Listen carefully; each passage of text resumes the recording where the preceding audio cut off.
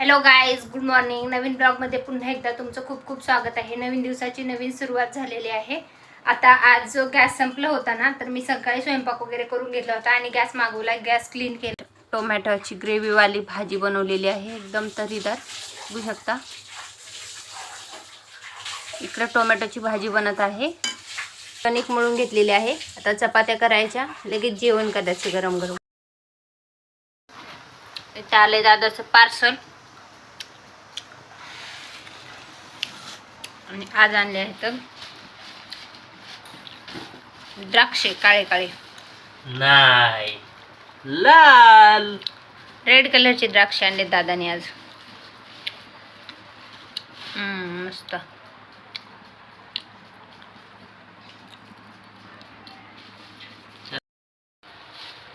Red कलरचे द्राक्षे आणले दादाने आज, बघू शकता. तर तो धुवून घेत आहे खाण्यासाठी.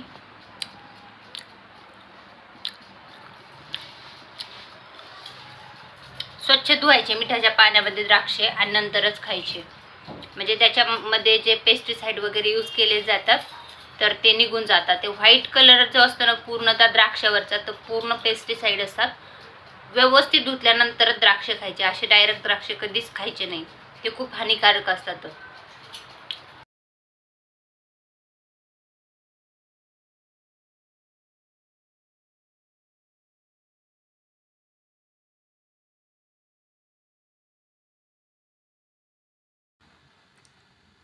चपाती, खीर. आज पुन्हा खीरच केली आपण.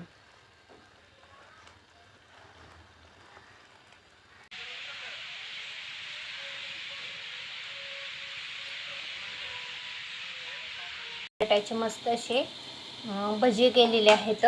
इकडे चपाती आहे आणि मी इथं बेसन बनवत आहे. तर हे बघू शकता, मस्त असं बेसनाचा बेत आहे.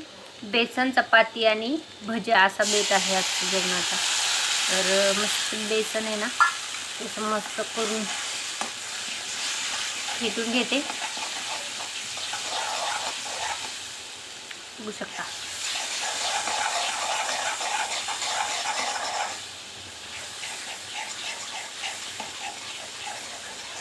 पुऱ्या बनवायच्या. मी गावी जाते त्याच्यामुळे दादासाठी ना थोडंसं स्नॅक्स बनवून ठेवते.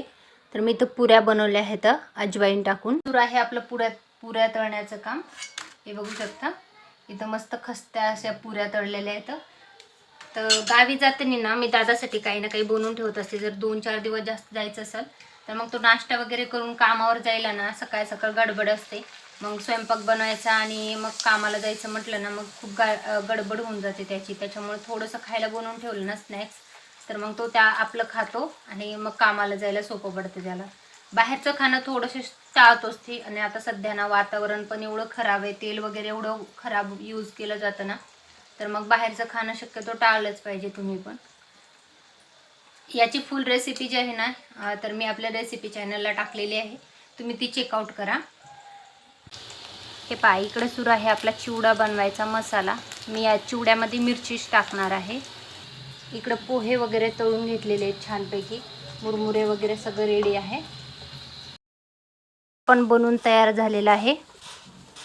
आता हा थंड झाला की डब्यामध्ये स्टोअर करून ठेवायचा, म्हणजे आपल्याला तो चिमणार वगैरे काही नाही.